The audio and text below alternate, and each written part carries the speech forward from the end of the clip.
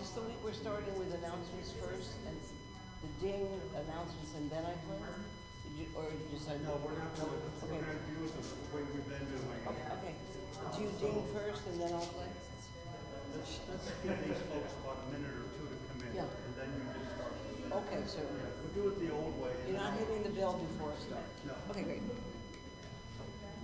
Just give me a signal.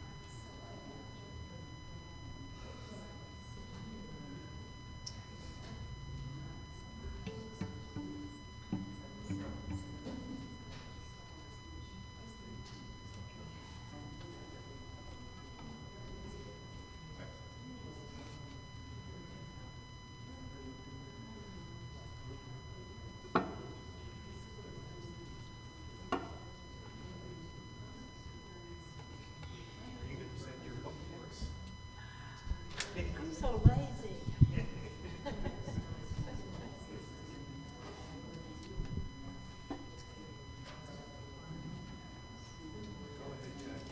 Okay.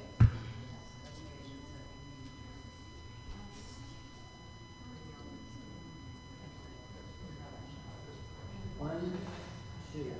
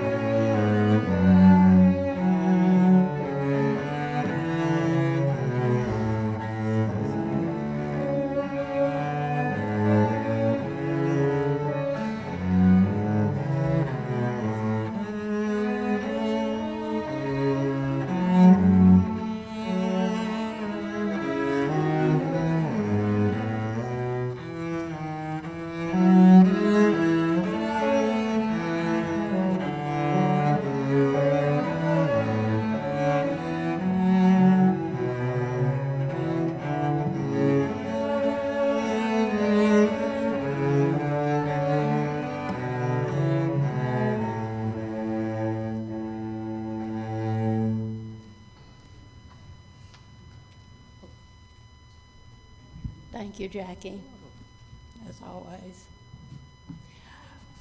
Good morning. Good morning. Welcome to the Treasure Coast Unitarian Universalist Congregation in Stuart, Florida. Today is Sunday, May 22nd, 2022. My name is Janet Rader, and I'm your worship associate for today. We are a welcoming congregation. We welcome people of all gender identities, races, ages, and backgrounds. And it is wonderful, as you were coming in, I noticed everyone has their mask on. As you probably know, if you thought about it, the board makes the decision about whether we continue masking and how we do that. And this last meeting, it was a very quick decision. People said, we're continuing. You know, it's 1 hour, and we're trying to be as safe as possible. We can consider the statistics, and so I applaud your willingness to continue with this without any objections whatsoever. Now's the time that we like to recognize visitors. If we have someone who, or anyone who is willing to come to the microphone, give us your name and how you're visiting today. We would love that. If you would prefer to stay in your seat, that is fine also.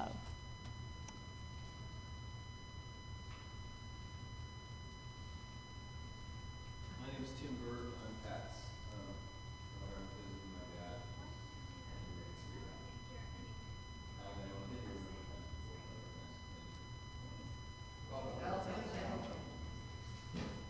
dad. I recognize you, Pat, and we're delighted to have you with us, to have you visiting your father. Okay, we go to announcements. Our book club, which meets by Zoom at 11 o'clock on Wednesdays, is well into the 1619 project, which explores the history of slavery in the United States. We're beginning to consider what our next book will be. We have right now, we seem to have about 10 people on the Zoom, so it's facilitated by John Moore, if you'll kind of raise your hand, John. So if you would like to get in for the new book, please just contact John, maybe this morning, and he will put you on the email list for the Zoom link. Also, we're still going strong with the first and third Tuesdays of the picnic at Stewart Veterans Memorial Park. We're Tuesdays or third Tuesdays? for first and third Tuesdays. Tuesdays. Yeah. Sorry, Mhm. it was that southern accent. At 12 o'clock. And we've got so many people coming now that we easily fill 2 tables. Usually a few people bring their folding chairs, and so plenty of space, but we'd love to have more people join. Big thanks to the people that have helped with the service. Jackie Robbins, who we're just so thankful to have for our music. Greeters and ushers, Karina Poloni, and our tech wizard, Chris McGann. Joanne Leone and Marguerite Gregory are responsible for the water and cookies. Okay, now I think we're ready for the chalice lighting.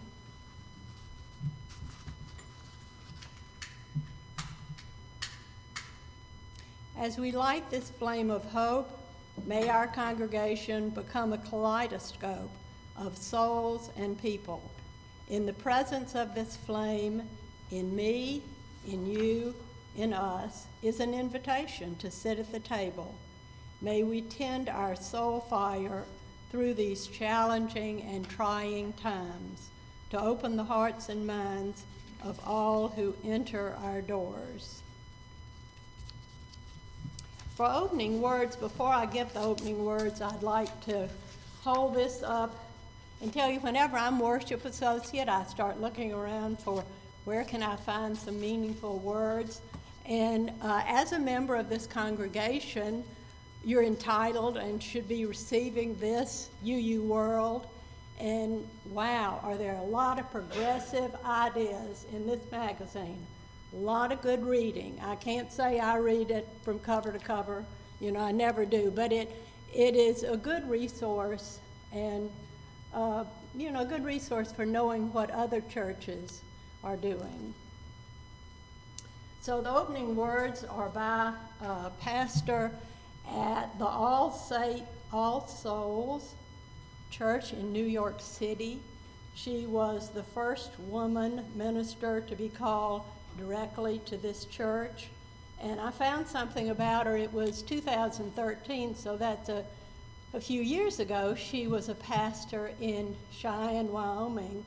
And it makes me think, my gosh, we haven't come very far, because she was criticizing or analyzing fracking and some other issues. And one legislator, this was in the paper, one legislator said, you know what, we've been independent a long time, and we'd just be glad for you to pack up and leave. So that's the kind of minister she is. So I'd like to read this piece of prose by her, and it's entitled, "We Are Not Done. Do not think we are finished. Oh no, we will never be finished. never just done until the light of justice is lit behind every eye. Do not think we will be silent. No, there will not be silence until the world has sung the names of the dead with full throats, and still we will sing on. Do not think fear is the end of us. Oh, you are broken in mind and heart if you even imagine that our fear for our lives is the end of this story. We are braver than you have ever conceived, and you will not be the end of us. We have come to take back the world that is the inheritance of better children, better lovers, better days. There will be love again, but justice is our demand now. You will not take us down. We are endless, fire-lit, determined, and we are coming for you. Now let us sing a hymn through our mask, hymn 64. We'll sing the first verse and recite the third. I wanted you to say a word about it. Okay, see, I forgot that part. I promise you, very singable hymns. But for today, I couldn't pass up on 64, "Oh, give us pleasure in the flowers today." And part of the reason is the words are by Robert Frost. So what I'd like you to do is listen to the first verse, as Jackie and I guess Doug, is he in the background, play the first verse. And then Jackie will play the first verse again, and we'll sing the first verse. And then we'll recite the next three verses. And it's not to make this painful, but the words are from Frost, and they're worth a lot. So let's do it this way, and then the next one we all know. And I'm not starting at the very beginning. There's a little introduction, which would be the last phrase of words at the bottom of the page. And then it goes to the top, if you read music. So I'll play it through with the piano once.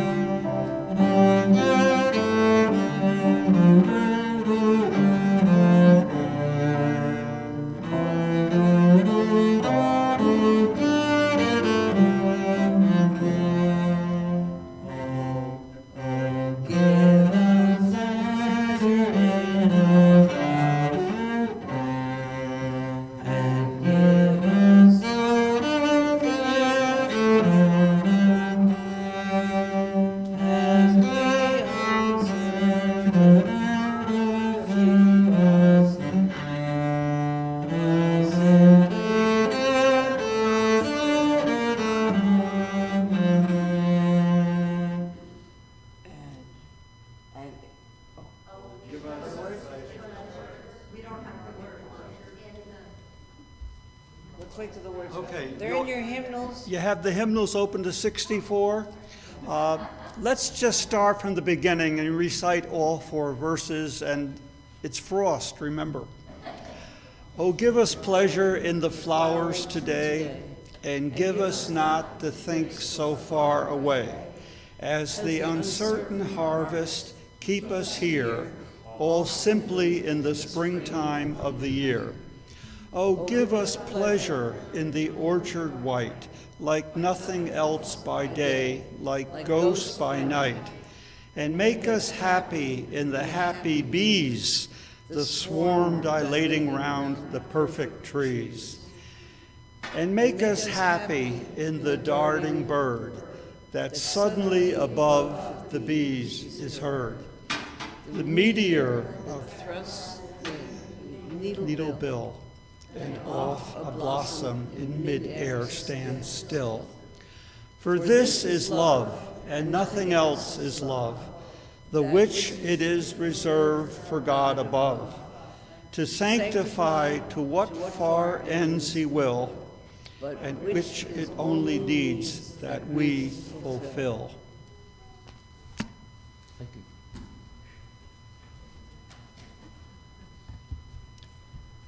Okay, I think we're now ready for the affirmation. Let us recite our affirmation, speaking the first verse and singing the second through our mask. Love is the spirit of this church, and service is its law. This is our great covenant, to dwell together in peace, to seek the truth in love, and to help one another.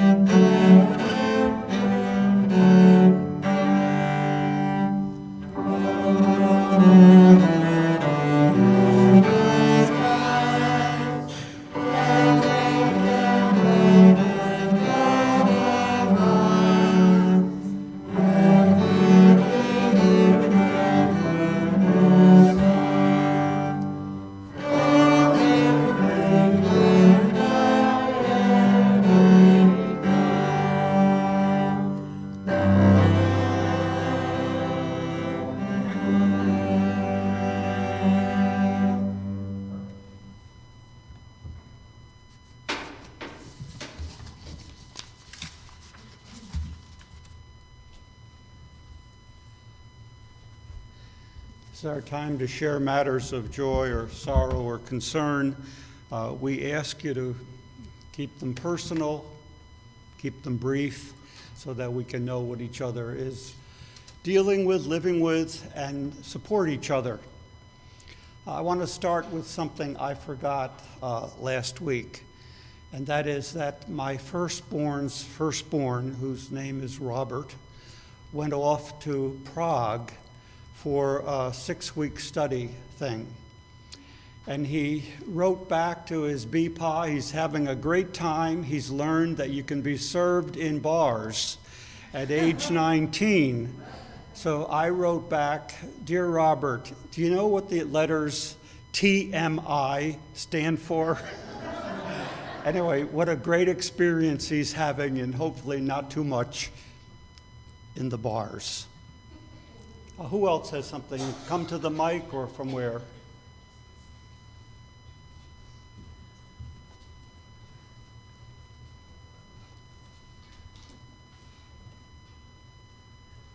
Hi, I'm Carolyn Haken, and I wanted to say that I have a joy, which is yesterday we celebrated the 3rd birthday of my great-granddaughter, and that was really fun. Wow. Great.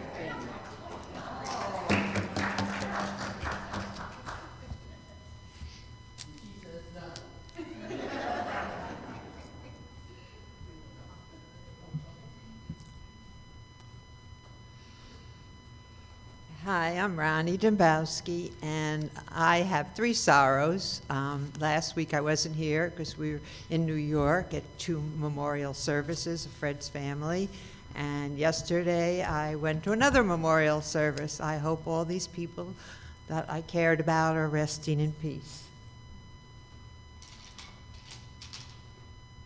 3 stones.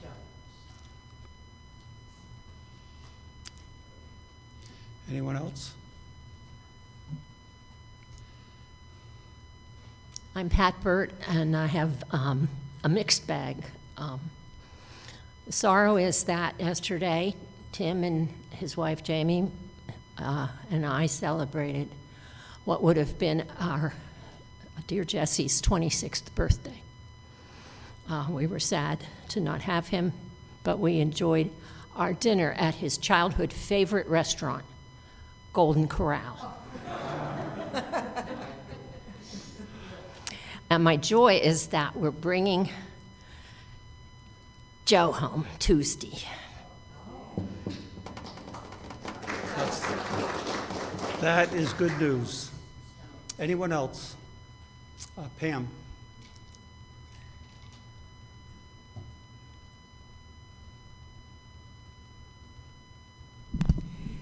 This is a wonderful church.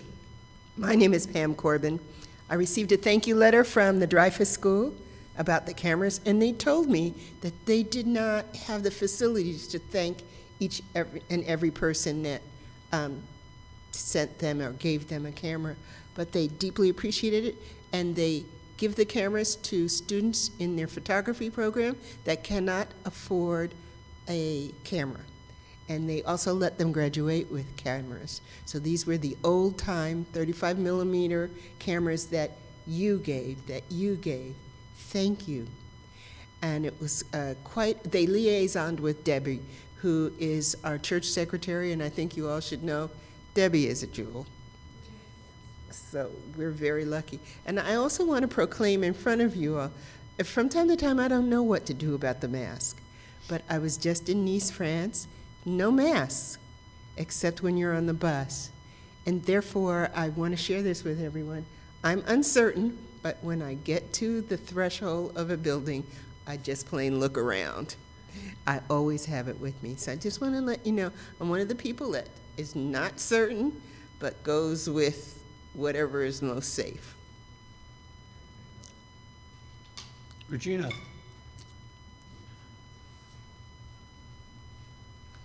And then Linda. I just want to say my friend Claire's 45-year-old son who had a stroke, to give an update, he went into rehab around here, and when he went in, the physical therapist said he was the worst patient they had on the floor, and he is now the best patient who has made the quickest recovery. And he's still got a long ways to go, but that was a very positive thing. Linda, and then Barney.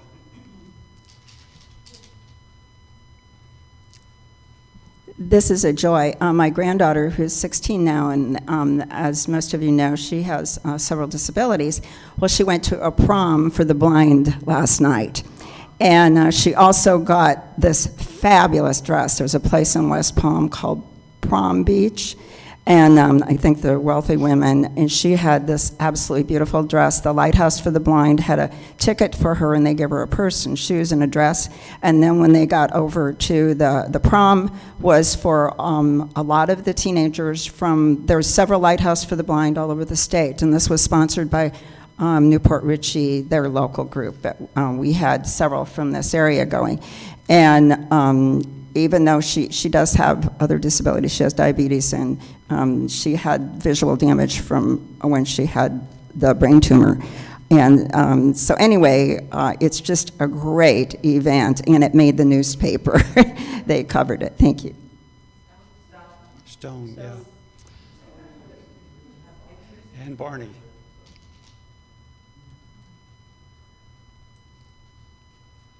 Good morning, I'm Barney Miller Moore, and I just want to share something that happened to us yesterday afternoon. My husband, John, received a letter from Medicare. It was the summary letter that those of you like us receive once a month regarding all of the medical things that we have that have occurred since the last letter. John was being billed about $2,000. His Social Security number was on there, his name was on there, and he didn't know the doctor.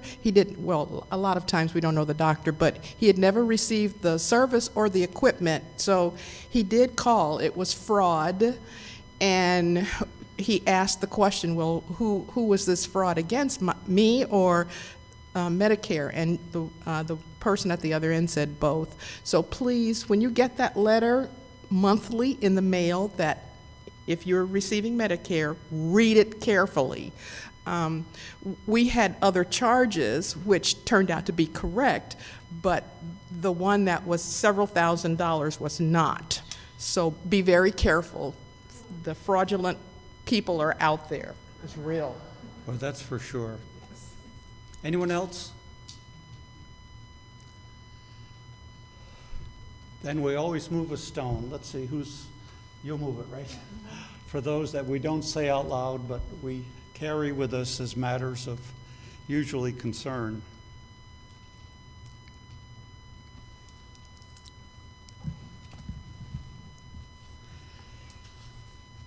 Well, this reading is from the hymnal by Kenneth Patton. We arrive out of many singular rooms. We arrive out of many singular rooms, walking over the branching streets. We come to be assured that brothers and sisters surround us. to restore their images on our eyes. We enlarge our voices in common speaking and singing. We try again that solitude found in the midst of those who with us seek their hidden reckonings. Our eyes reclaim the remembered faces. Their voices stir the surrounding air. The warmth of their hands assures us, and the gladness of our spoken names. This is the reason of cities, of homes, of assemblies in the houses of worship. It is good to be with one another. Kenneth Patton. And now moments of silence.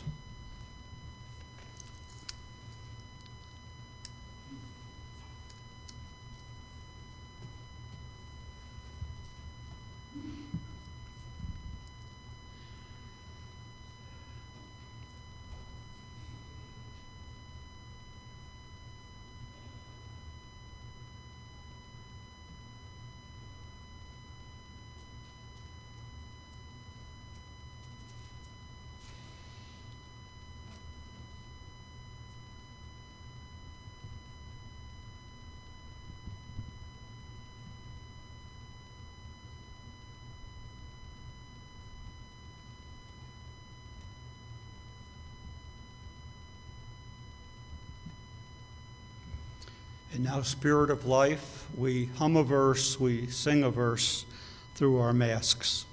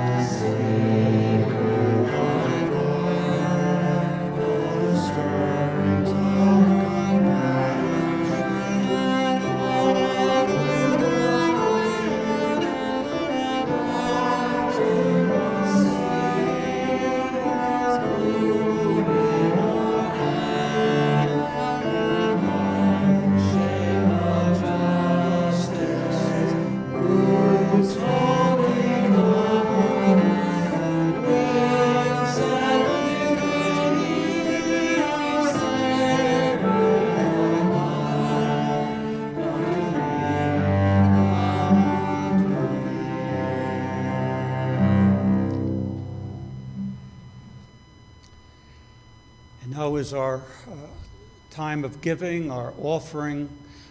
We come here, I'm sure, with a sense of generosity, and we offer ours in this place. The offering will now be received.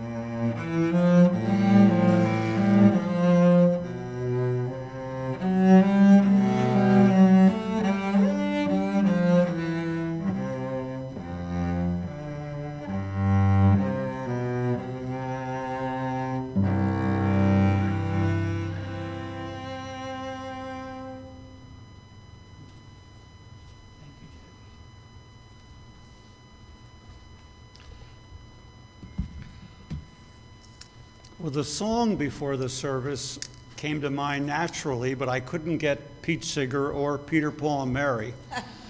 But second best, I got John Morn and Company. Thank you. I wanted to say, most of you know come on up, the lyrics to this song. We're going to have soloists for the first 5 verses, but when we repeat the first verse, where have all the flowers gone, please feel free to join in.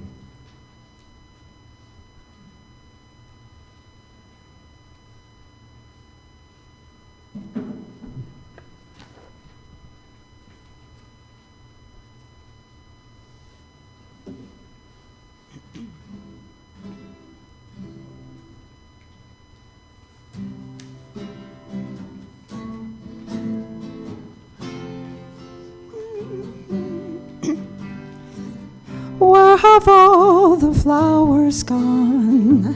Long time passing.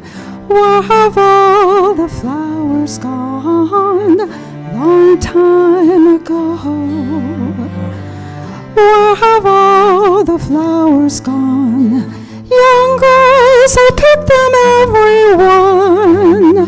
When will they ever learn?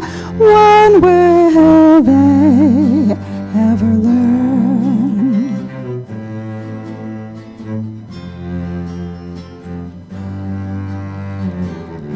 Where have all the young girls gone? Long time passing. Where have all the young girls gone? Long time ago. Where have all the young girls gone?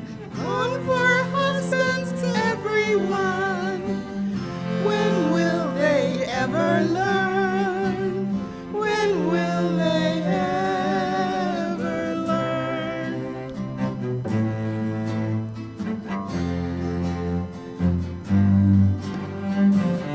Where have all the young men gone? Long time passing. Where have all the young men gone? Long time ago. Where have all the young men gone? Gone for soldiers, everyone. When will they ever learn? When will they ever learn?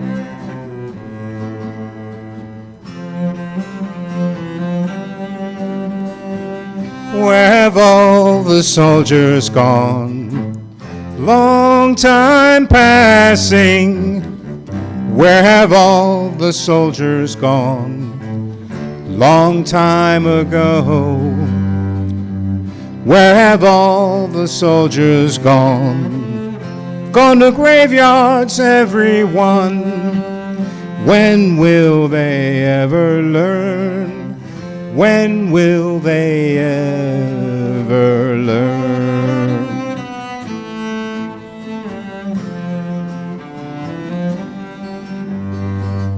Where have all the graveyards gone?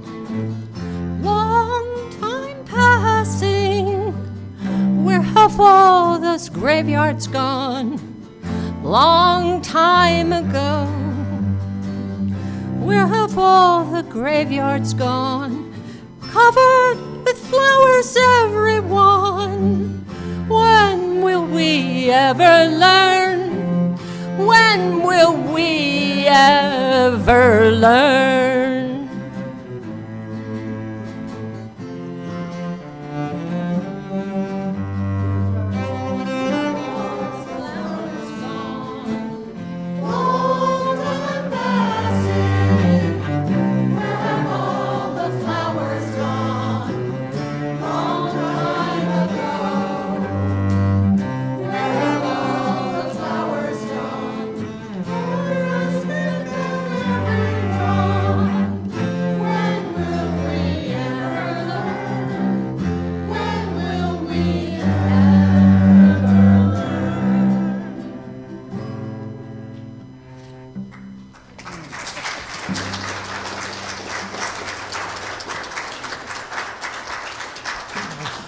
all so much. That was wonderful.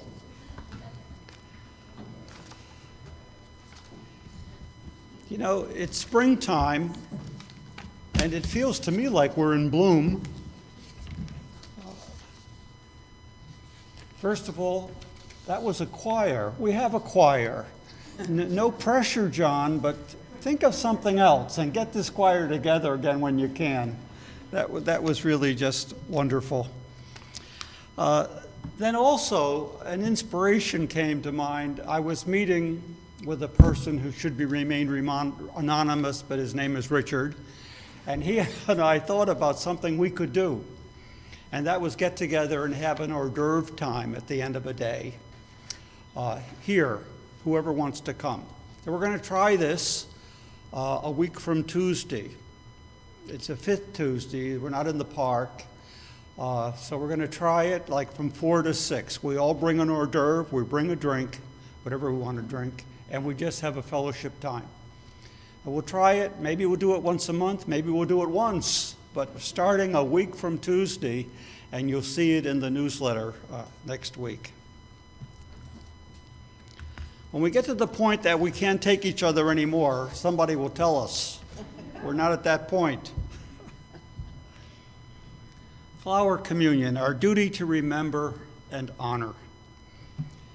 This flower communion came from Prague in the 1920s because some thought Unitarians missed and needed ritual. I like to start with the history lesson we get from the UUA. The flower communion service was created by Norbert Čapek, 1870 to 1942, who founded the Unitarian Church in Czechoslovakia. He introduced this special service to that church in 1923. For some time, he had felt the need for some symbolic ritual that would bind people more closely together. The format had to be one that would not alienate any who had forsaken other religious traditions. The traditional Christian communion service with bread and wine was unacceptable to the members of his congregation because of their strong reaction against the Catholic faith. So he turned to the native beauty of their countryside for elements of a communion which would be genuine to them. This simple service was the result. Now, this is a Bob aside here. Ritual often comes from a mix of needs, not just religious. In the 1970s, Protestant leaders across the country realized that Roman Catholic children in second grade received their first communion, and a family gathering, and a party, and gifts. And Protestant children often got invited and then went home and conveyed, "What about us?"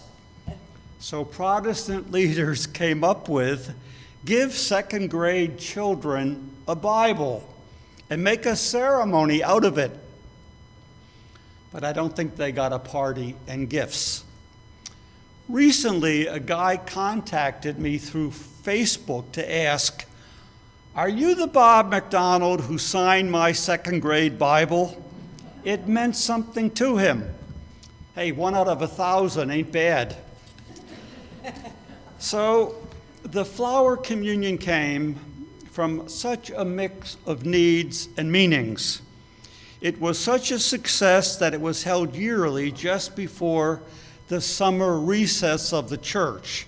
Now, you know the meaning of those words. Summer recess of the church, meaning the church is closing for the summer. Don't even think about it.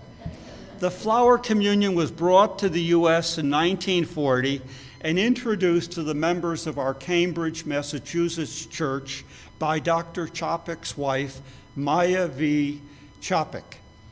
The Czech-born Maya had met Norbert Čapek in New York City while he was studying for his PhD, and it was at her urging that Norbert left the Baptist ministry and turned to Unitarianism. The Čapeks returned to Czechoslovakia in 1921 and established the dynamic liberal church in Prague. Maya Chapik was ordained in 1926. It was during her tour of the U.S. that Maya introduced the flower communion, which had been developed in the Prague church at the Unitarian. She presented it to the Unitarian Church in Cambridge. Unfortunately, Maya was unable to return to Prague due to the outbreak of World War II. And it was not until the war was over that Norbert Chapik's death in a Nazi concentration camp was revealed. From this beginning, the service was spread to many of our UU congregations and has been adapted along the way. People were asked to bring a flower of their choice, either from their own gardens or from the field or roadside. When they arrived at church, a large vase or vase stood waiting in the vestibule, attended by 2 young members. Our young members included Janet this morning. Each person was asked to place their own flower in the vase. This signified that it was by their own free will they joined with the others. The vase that contained all the flowers was a symbol of the United Church Fellowship. The young attendants helped with the arrangement of the bouquet. Later, they carried the vase up to the front of the auditorium and placed it on the table. Dr. Chapik then said a prayer, after which he walked over and consecrated the flowers while the congregation stood. The 2 attendants then took the vase back out into the vestibule. After the service, as people left the church, they went to the vase and each took a flower from the vase other than the one they had brought. The significance of the flower communion is that as no 2 flowers are alike, so no 2 people are alike, yet each has a contribution to make. Together, the different flowers form a beautiful bouquet.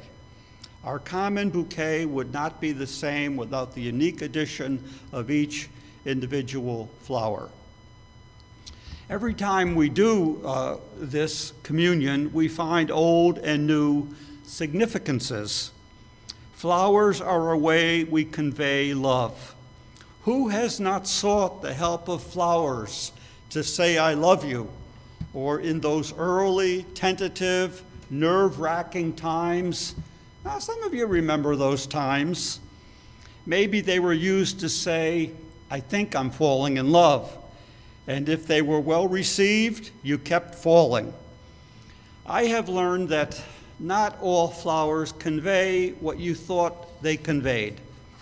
I have had large churches in the north with many weddings and funerals and many leftover floral spreads. I often heard from the directors, "Take some home for your wife." But I learned that leftover flowers were while they weren't wasted, they weren't quite as satisfying. Often leftover food isn't either. Of course, leftover food has the added flavor you don't have to cook. And that break can be a medicine that helps the leftovers go down or pass muster. Flowers remind us of springtime and beauty and promise. And they remind us if we want those things, we have to pay attention, as in Stop and Smell the Roses, or just feast our eyes. We have a great UU hymn about the enrichment of stopping and staring. What is this life if full of care? We have no time to stand and stare. No time to stand beneath the boughs and stare as long as sheep and cows. No time to see when woods we pass, where squirrels hide their nuts in grass. No time to see in broad daylight streams full of stars, like stars at night. No time to turn at beauty's glance and watch her feet, how they can dance. A poor life this, if full of care, we have no time to stand and stare. Flowers rescue us from missing out on beauty. Flowers adorn our remembering at expected places like cemeteries and unexpected places. makeshift memorials at roadsides or wherever a horrible and premature loss of life just can't be forgotten. Flowers come to our aid to make our statement when words just can't. So today, after Jackie's postlude, those who want will take a flower to leave at our vaults and take a flower to take home. In case you are new, the vaults are right outside the main entrance to the left as you leave. It will be just a few moments to have our thoughts, to express our thoughts, and to stop and stare. There are people there, urns, cremains we want to remember. Churches live on because of generosity. The cremains of the founder, Gene Heston, and his wife, Betty. Actually, I think 2 wives, Betty, are in one of the vaults. We got to this building because of what Gene, a science-minded guy, gave in that building over there. Churches become mistakenly identified with buildings. We know buildings can be empty, mausoleum-like. There are people in the vaults and elsewhere who gave us a lot of spirit and love. While UUs may not agree on a lot of things, we do know the difference between a movement, a community with spirit and love, and a building. Both Dr. King and the UUA borrowed a mystery from a philosopher, a dream called beloved community. Some have said it is better expressed as beloving community, because when we gather, that's what we want to be about, and encourage each other to be about, be loving. So today, the flower communion is a cluster of meanings. Flowers are just beautiful and remind us that people are too. So a UU leader put this together in a horrible context, wartime Europe. The message was, we can stop killing, hurting, and hating each other. Flowers become reminders of people who gave us a lot, just in case we need reminding. Increasingly, I have to accept I need reminding. Now this hymn you know, 21, For the Beauty of the Earth. 4 verses.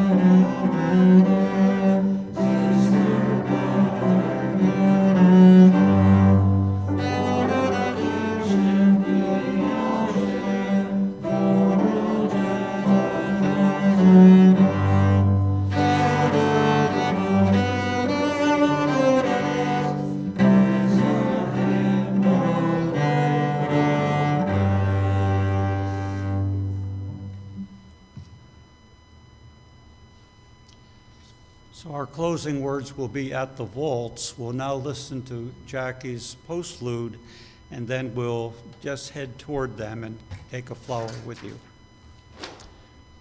And Janet will extinguish the chalice as we go.